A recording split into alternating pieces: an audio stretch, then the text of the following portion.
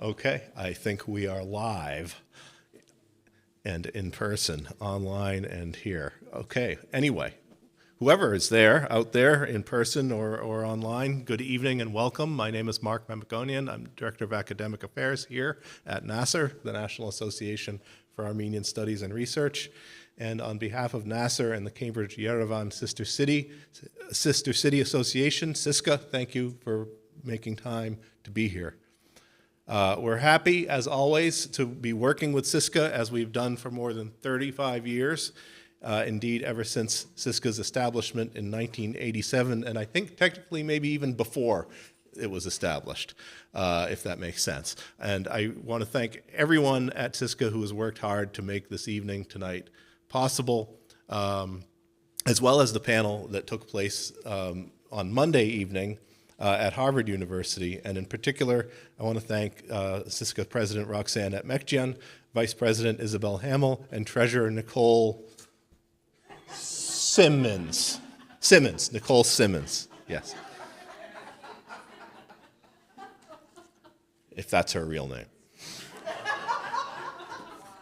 Anyway, this is also a perfect opportunity for me to remind you all that both NASER and SISCA depend on the support of its members. So please, if you are not a member of these organizations, become one. It's very easy to do so, and I think almost painless. So you can join online, or you can see someone in this room tonight about becoming a member. Tonight, we focus on the distant past with a look at, actually, sorry, before I go into the distant past, let me look into the near future.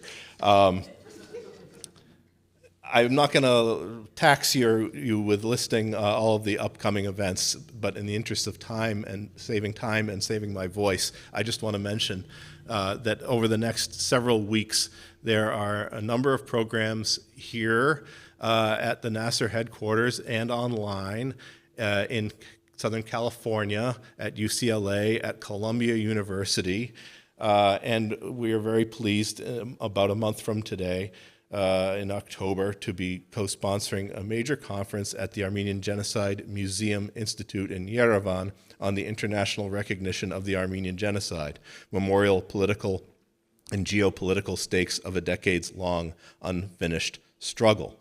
The next program, however, which I do want to mention because it's in 2 days, on Saturday, September 28th at 1 p.m. Eastern, 10 Pacific, we will have an online book discussion, Azerbaijan and the Destruction of Armenian Civilization, presented by the volume's English language editors, Dr. Rachel Gashgarian and Christina Moranci, with Rafi Kartoshian of RAA, Research on Armenian Architecture. This program is co-sponsored by NASER, the NASER Kalus Gulbenkian Foundation series on contemporary Armenian issues, the Mashdod's Chair in Armenian Studies at Harvard, the Society for Armenian Studies, and RAA, Research on Armenian Architecture. Again, this is Saturday at 1 p.m. Eastern Time. Don't come here. It will be on your computer. See you there.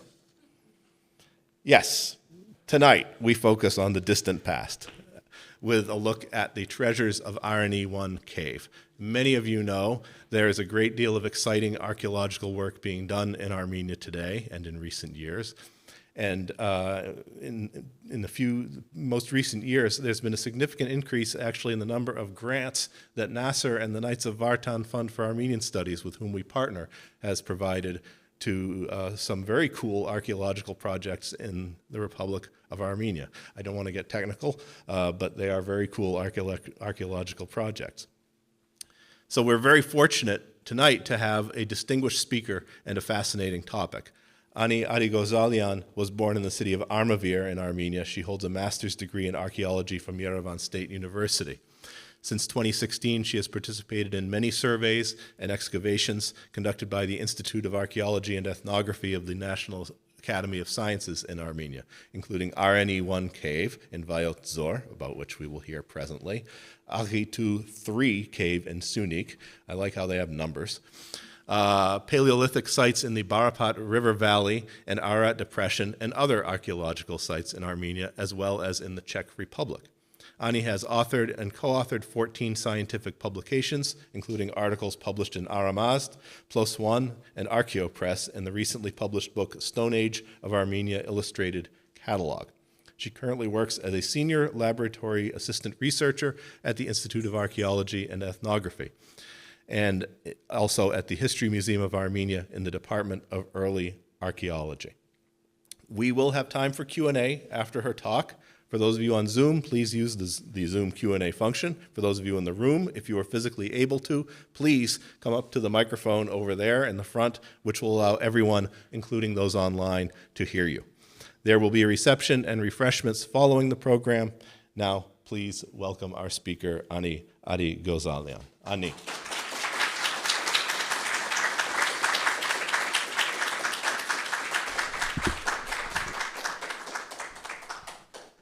Hello. Get this right down for you, so it's okay. everyone can hear.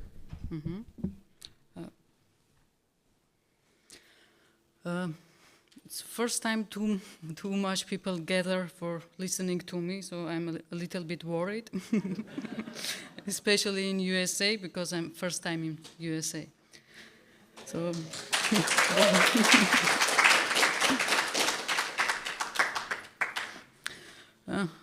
So Armeni cave located in Armenia, which is part of Armenian Highlands. Armenian Highlands, because of its geographical location, Armenian Highlands have been one of the important crossroads for human activity and human migration, connecting Europe, Middle East, Caucasus, and Asia. Armenia is very rich with its cave, especially Vayozor, where Arni one cave is located. There is an interesting story. It's interesting, I think, to know that during Cold War. Sorry, I'm being told. I'm going to get you right up close. During Cold War, Ministry of Defense of USSR. No. Go ahead. Please.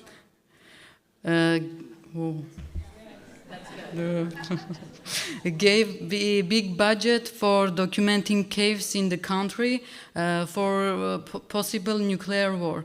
And geologists found around 3,000 caves in Armenia. And they were marked whether there were traces of human activity or not. And Aranivan was one of that cave where was found human activity traces.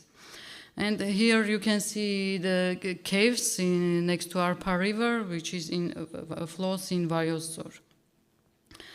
Arnivan cave is a three-chambered karstic sedimentary cave. It formed during Jurassic Cretaceous period, so yes, dinosaurs still were around. And it was also known as Bird's Cave for locals, and because many cave swallows nest there. So still dinosaurs there, you can see. This is stratigraphy and topography of the cave. The cave has many archaeological and cultural layers, starting from Neolithic to Middle Age with some gaps. But the most important artifacts are coming from Chalcolithic period, especially from Chalcolithic phase, from 4,300 to 3,400 BC. This is the topography of the cave, where you can see that the two trenches are inside of the cave. This is the entrance of the cave, and the three trenches are outside of the cave. The Chalcolithic inhabitations used the cave for different purposes. Each site was used for different purposes. Inner part, the inside of the cave, was used for ritual and ceremony purposes. Outside was dedicated to household and production activities. Here was their garbage and so on. Many organic materials were found from the cave, which is very exciting because the cave has exceptional conditions. The climate is always very dry and stable. It's between 16 to 21 Celsius degree. I don't know in Fahrenheit how much is it. And it depends from the outside of the weather. And also the other factor that so many organic materials were preserved there is the thick layer of animal dung, which saved the cultural layer from outside of the weather and sealed the layer. Excavations started from 2007 and constantly excavated until 2014, headed by Boris Gasparyan from Armenia and the others from outside the country. This is the central gallery of the cave, Trench 1. Many rounded pots and rounded clay structures were found here. Also, the famous wine-making complex were found here. It's around here. Many seeds, organic materials, burials with human remains, dismembered and complete human remains.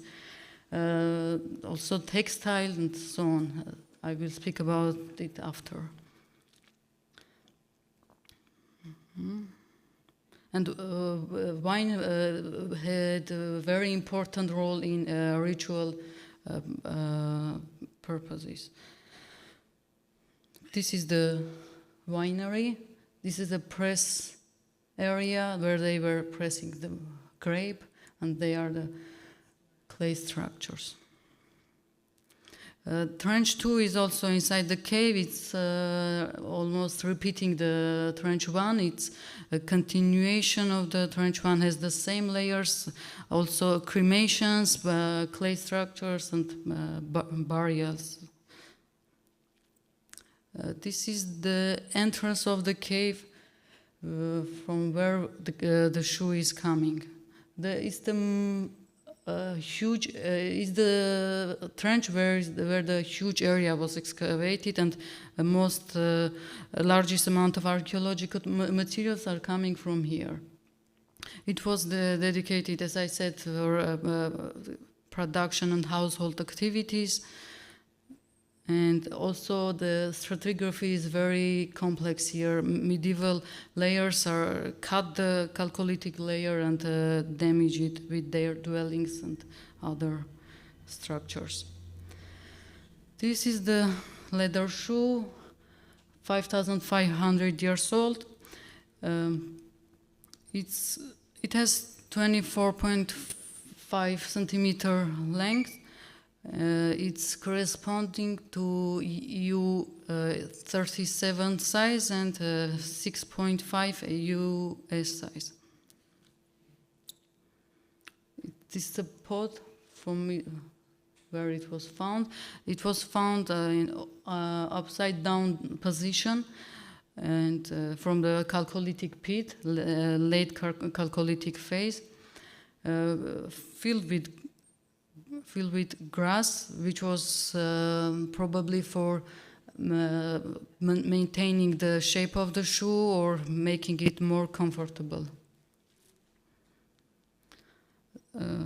Why do we know that it's 5,500 years old? Because 4 samples were C14 dated in Oxford and in California.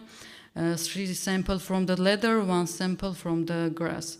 And the samples provide the age of the shoe. With the shoe from the same pit, 3 horns and from wild goat, scapula and other ceramic shards and animal remains, plant remains were found. Other Chalcolithic leather fragments were also found from the same trench, and 2 of them these two of them are older than the shoe, and we don't know what they were going to do with this. Maybe they are going to make a shoe. This is the shoe displayed at History Museum of Armenia. The next important discovery, it's a wine-making complex. This is as I show you, this is the pressing area. They pressed the grape and the juice was extracting on these jars. And many organic materials, like, especially grape remains, were found next to it. Even from the shirt was found malvidin. From some analysis showed that there were malvidin, which is a pigment which gives the color of wine, and also pomegranate, but this time for wine. Sorry. This is the remains. You can see the grape seeds, pedicles, stems, even desiccated skin of the grape was preserved. Other plant remains also were found both from Trench 3 and Trench 1. These are desiccated pear, stone of the peach and walnut, and that's it. Many potteries were found from the cave, started from Neolithic to Middle Age, but these are the Chalcolithic potteries, very well polished. The surface is very well polished with colorful, which is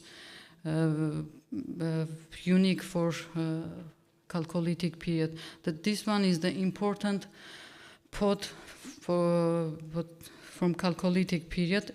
It has many the ornaments on it. The bottom part of the pot, bottom part of the pot, in the center of the bottom part of the pot is an image of a sun.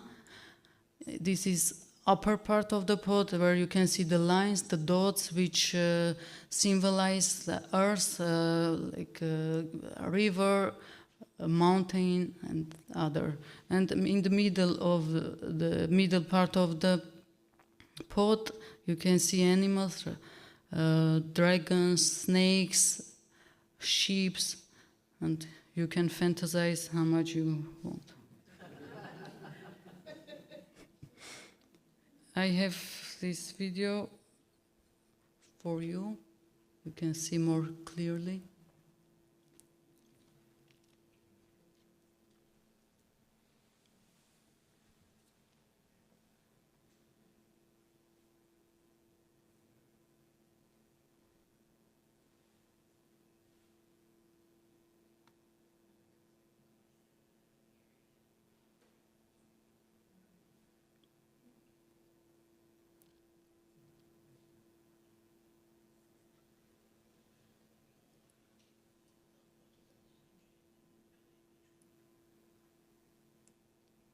This is the animal.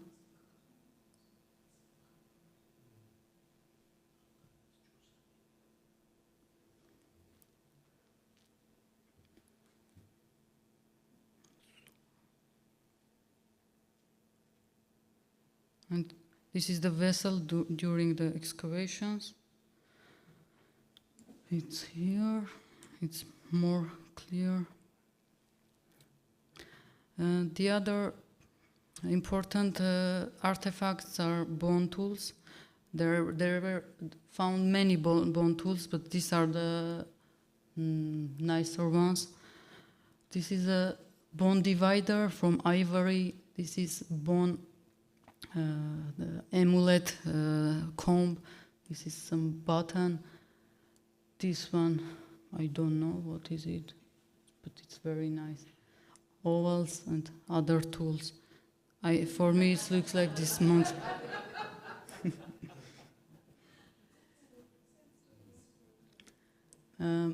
But the awls and the scrapers, these two scrapers made from scapula, was probably used for processing leather and making holes on the ceramic, making holes on the leather and removing the fur from the leather. This is also a very nice artifact. It's made from horn. The body is from horn and bottom part is a wood. And they attach to each other with small, nice nails, wooden nails. And we have other wooden artifacts which are mostly repeating the function of the bone tools. Some of them could be used for textile purposes, processing. This wooden nail was found on the mat and could be used for fixing the mat on the floor, but could be not. This is also, if you know, Chalcolithic period is the period when people starting to use metal, like copper, this case. And this is earliest metal production. This is copper ore, this is stone ladle for smelting the copper, and this is the products, weapons and tools. Chalcolithic textile also were found in the cave, also with these weights made of stone and ceramic. And this gave us information that the people were weaving with loom. This is cotton seeds found in the trench 3.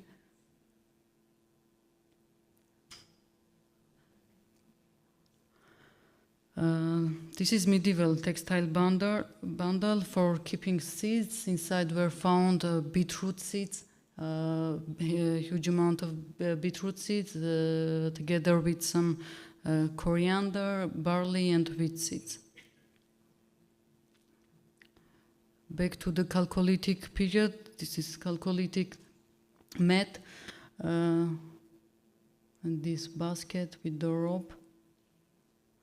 With this, we can also understand that they were also taking care about the look. They were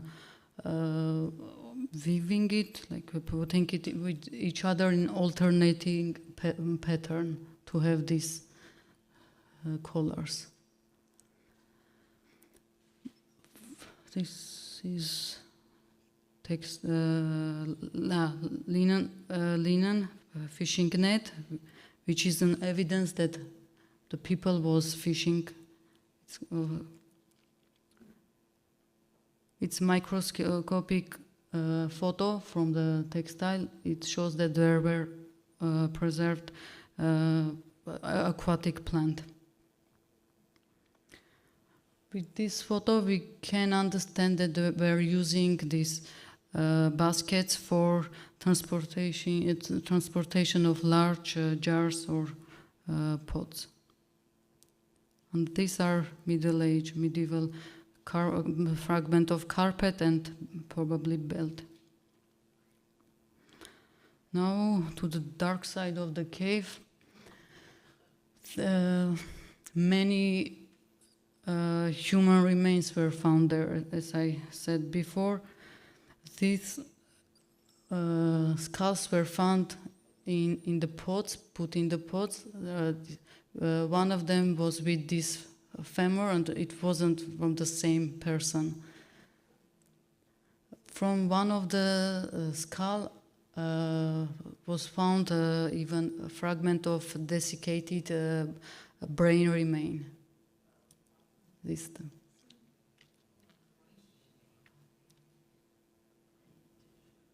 And this is face reconstruction of the skull. Sorry, the small one is a woman. These two others are men. And you can see here their ages approximately. Excavation still going on, but outside of the cave, not inside of the cave. And now I want to show you the video because it's hard to understand with the photos, so you will be like do virtual tour in the cave.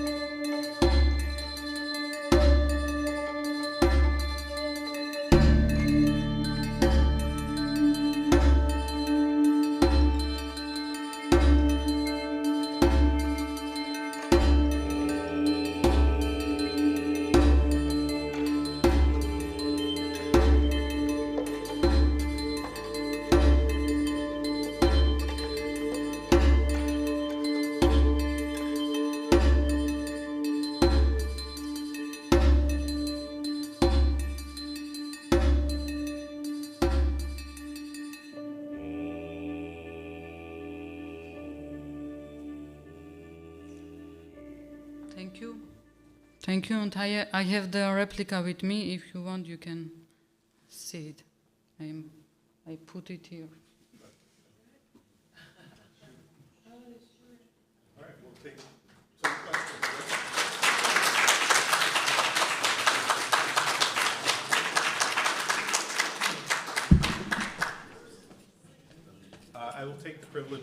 asking the first question, which is, you said near the beginning, I don't remember the number of caves that have been documented. Approximately how many have had substantial excavations done in them? When I said they found 3,000 caves, they documented it. They didn't found. For example, Armeni cave was very famous for locals, but it wasn't documented. Many caves were excavated, but with numbers I cannot say. Please. Hi, thank you. It's not turned on. Oh. Yes. Okay, yeah, great. Yeah, thank you. It's wonderful, just wonderful. Thank you. So people actually lived in the caves? People lived outside of the cave, not Okay. inside of the cave. Okay. And I was just wondering, just a general question, what do we know from the archaeological findings about whether these people came from somewhere else or were there, or where were they coming from, where were they going? And also like other archaeological findings in other parts of the world at the same time? I mean, this is a very huge, general and unsophisticated question, but it makes one wonder. It's amazing. Oh, and one more quick thing, which is you mentioned the red coloring. Is it that they were using the pomegranates, etc., to color the pots, or it's just okay? Thank you. No, I said that they were found residue which was containing malvidin, which is the pigment which gives the color of the grape. So it shows that there was a grape. Of course, we had another things to be sure that it was vine complex, but also that was very important for us. About the people who were living there, they shared the same culture with. There's a site Tilki Tepe in Turkey, which have very similar culture with these people. Mm.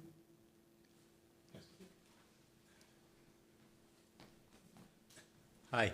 First I want to say it was a fantastic presentation. Thank you And I'm very sort of a nerd and geek. This is great. So I have a couple questions. On your slide 2, could you, or was it 3, that's showing the depth? What kind of depth were you talking about that you found these different layers at different periods? If you could click down to 3. Okay.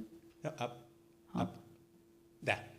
Yes, no, I forgot. Which one was it that had the depth shown? How deep were they? Yes. How deep are you kind of talking? How many feet? Or meters? Yes.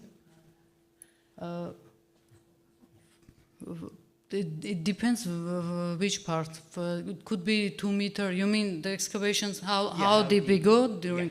Yeah. It could the deepest part. I think 1.5 meters, and could be like 50 centimeters. Depends which part. Okay. From the surface level? Yeah, from the surface. And how far into the cave from the entrance are these? How far do you have to go into the cave before you encounter these sites? Like, you mean inside of the cave? How far we should? Yes. It's right very close to each other, but there is no way to go. Maybe how much? 10 meters? I don't know. Approximately 10 meters. It's from this part, yeah, or more. Now, for the shoe that you found, that you showed us, and you showed that it was in the museum, is that encased in a glass with like helium to protect it, or some other inert gas? Inert gas. Recently, we put it. The museum put it in a place where the light should be like Yes, yes, yes. Two more, sorry. I just recently read yesterday that they found a tree in Judea in the desert in a cave, a seed, and they actually grew it for 14 years. The tree's grown now. They've nurtured it back. Are any of your seeds that you guys have found for the grapes anything viable that you're going to try experiments by growing them? No, No. we All right. haven't tried. Last question. Any DNA found in any of the human remains?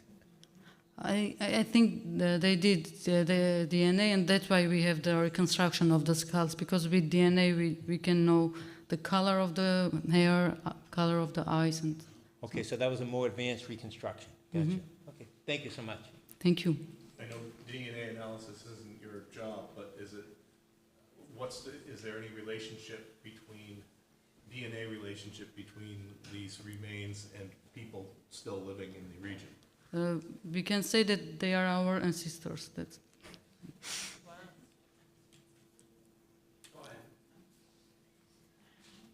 Hello. hello. I just wanted to ask two questions. One, has anything been found on the walls, like in Spain at Altamira? They have, a lot of prehistoric kinds of artwork. I was curious if anything's been found. And the second, you could see some tourists were in there. Is there anything being done for climate control, so perhaps things don't get damaged from the new generations of people coming in? Yeah. Unfortunately, no, not yet. But the team is working to improve the conditions of the cave. Very soon, I think we will have it in the cave. And paintings? No, no. We don't have. My question is, how far back was human habitation? Did it go all the way back to the Neolithic period? Yeah. And then were these different habitations, were they continuous or? Yeah, but with some gaps. You see that there is no Bronze Age, there is not only early Iron Age, but not the other parts. So, not all the periods, Okay. but thank many. you.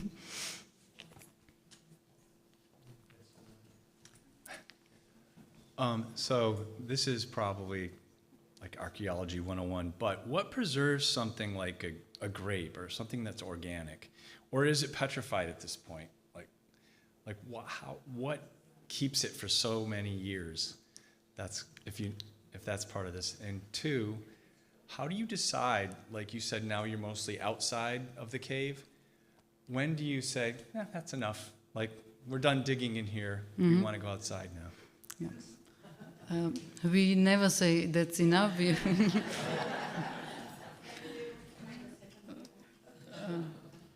We always continue to excavate, but in this case, there are too many materials coming from these trenches, which are now serve as a touristic place. So we need to have big money to start to conserve, like to show it to tourists and parallelly excavate it. And why we are excavating, right now we excavate, this is trench 5, right, here, because we want to find Paleolithic evidence there. But we didn't find the layer. We found some Paleolithic tool, but not the layer. So every year we continue to find the layer.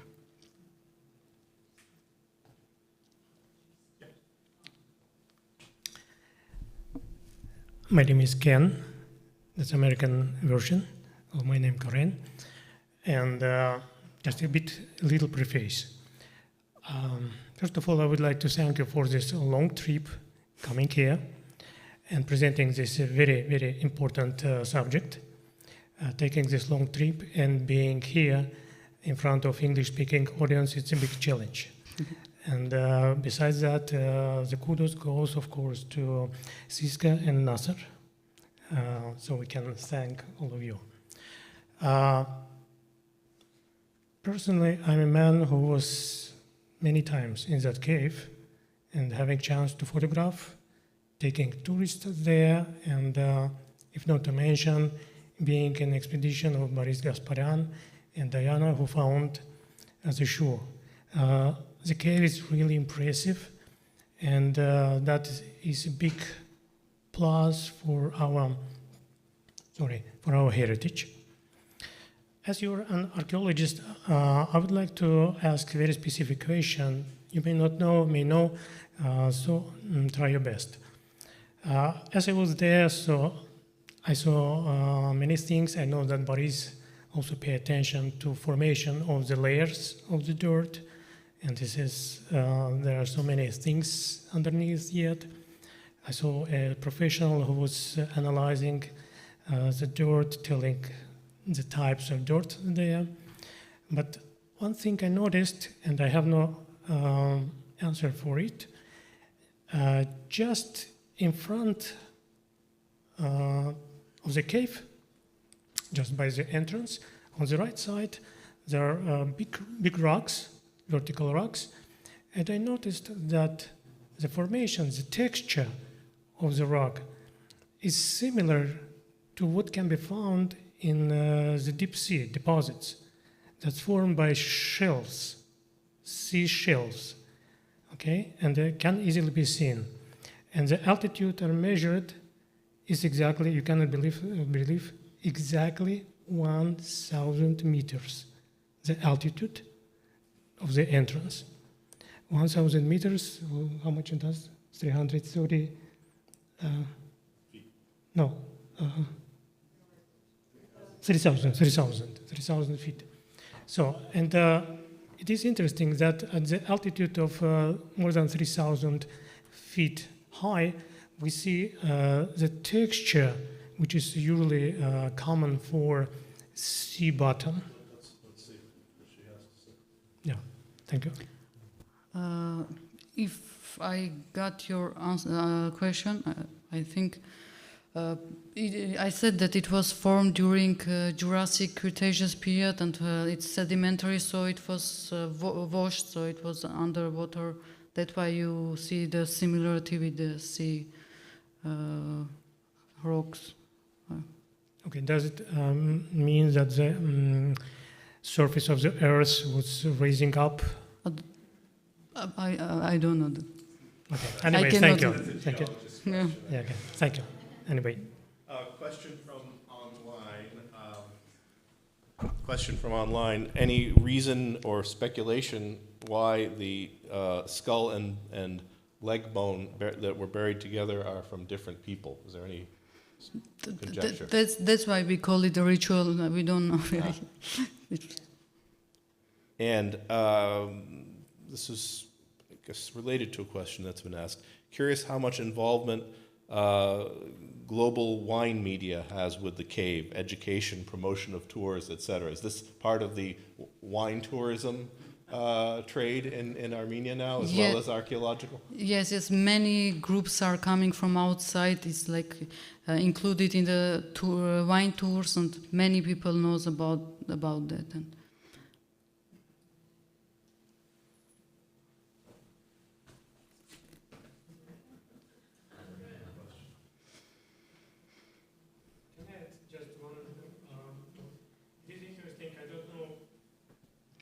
what is the answer for that? But actually, when buying a shoe for my mother, I found the box. Sir, just move a little bit. Sorry. I'm not a model, sorry. So I found a producer, which was mentioned exactly as Armeni one. Producer of the shoes in America. Armeni one. yeah. Ah. Exactly. Unfortunately, I didn't bring the box. Okay, thank you. Also, as long as I know, the other version of the name is the Cave of Birds, right? Yeah, Bird's Cave. Okay. Because of Many cave swallows nest there. Yeah. because of this. Ani, are you continuing your involvement excavating in the cave? When you go back, for example, Yeah, or next year? Or? This year we didn't excavate it yet. So when I go, I think we will start to excavate Trench 5. Which is the trash? Yeah. That's where the good stuff is. Well, Annie, thank you. Oh, I'm sorry, there's another question. That was actually one of my questions about the trash. So they actually had a particular place where they were keeping their trash? Like they, you said that one of the caves was trash. Yeah. So they actually were separating out and keeping Yeah, their trash somewhere? Some part they really separated, some part they throw away and it accumulated Yeah. like a trash layer. Like it's mixed. We cannot understand which one is middle-age layer, which one is chalcolithic. We can find both chalcolithic and middle-age layer artifacts next to each other. Wow. And then one more question about gross things. You said there was a layer of dung and that Yeah. was preserving things. Was that there because animals were there or because they were using the dung to, I don't know, No, because insulate animals were or- there, yeah. Okay. Dang, okay.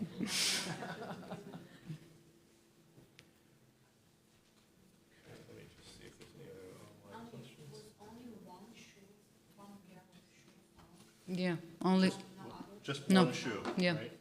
just one shoe, yeah. This is not the original shoe. But you can come look at it. Yes, Nancy? Yeah, I just have one more question. Could you just talk about, we know you and a lot of the archaeologists from Armenia are working on this project. Could you talk about other universities or the interest of other institutions, museums around the world? Yeah. Or contributions that have been Yeah, made yeah. by others? Usually, most of the excavations were carried out with other institutions coming from outside. Like Trench 5, we are excavating with American expedition. Yeah. All of the excavations were carried out with cooperating excavations, project excavations. So, who found the shoe? I know that a young girl Yeah, found the shoe. And were you there? Or no. who was there? And what was the feeling when she found the shoe? What happened? Question is, sorry, who found the shoe and were you there? I haven't there, so I don't know the feeling of. Yeah. That must have been very exciting. Can I answer the question? Yeah. Yes. If you don't mind, Annie. I'm not speaking instead of you, but I would like to answer to the question, if I can. Who found the shoe? Her name was Diana. Diana Gasparyan? Gaspar. I don't remember surname. Diana. I forgot. Yeah. But it's not correct in archaeology to say who found because the team found. That day could be the worker were working there. He could find the shoe could find from the worker, from the archaeologist, from. So it doesn't matter. The team. Just told me all this, what happened exactly at the time when she found it. I haven't been there. Yeah, I don't know. And how she felt was very happy. Sure, very happy. But the day that they found, I know that they thought that it's like a modern shoe. They didn't know. Then the analysis come and they understood that it's. The question was that this will change her life, what she said. She understood that something happened and that will change her life, but exactly she didn't know what she found. But she understood it was something very specific. Mm-hmm. Thank you. Annie, thank you so very much. Thank you all.